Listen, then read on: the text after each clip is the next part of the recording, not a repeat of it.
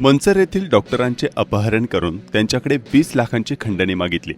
1 लाख रुपये खंडणी उकळून त्यांच्यावर गोळीबार करून पेठ घाटात डॉक्टरांना सोडून पळून गेलेल्या टोळीतील कुख्यात सराईत गुन्हेगाराला पुणे ग्रामीण पोलिसांच्या पथकाने जेरबंद केले। प्रवीण उर्फ डॉलर सीताराम ओव्हाळ, वय वर्ष 32, राहणार बाळत, तालुका खेड, असे या कुख्यात गुन्हेगाराचे नाव आहे। त्याच्याकडून एक गावठी पिस्तूल आणि 2 जिवंत काडतुसे असा 51,000 रुपयांचा माल जप्त करण्यात आला आहे।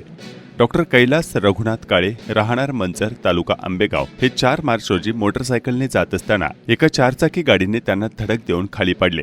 त्यानंतर त्यांचे अपहरण केले। तेथे जबर मारहाण करून 20 लाख रुपयांची खंडणीची मागणी केली। 1 लाख रुपयांची खंडणी घेऊन आरोपींपैकी एकाने डॉक्टरांना जीवे मारण्याच्या उद्देशाने गावठी पिस्तुलातून गोळी झाडली होती।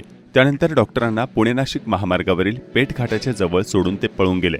पोलिसांनी मुख्य आरोपी पवन सुधीर थोरात, राहणार मंचर, तालुका आंबेगाव, याला अटक केली। त्यातील कुख्यात गुन्हेगार प्रवीण ओव्हाळ हा फरार झाला होता। त्याच्यावर खून, खुनाचा प्रयत्न, दरोडा आणि आर-मॅक्स सारखे गुन्हे दाखल आहेत। प्रवीण ओव्हाळ हा आळेफाटा एसटी स्टँडवर येणार असल्याची माहिती मिळाली होती।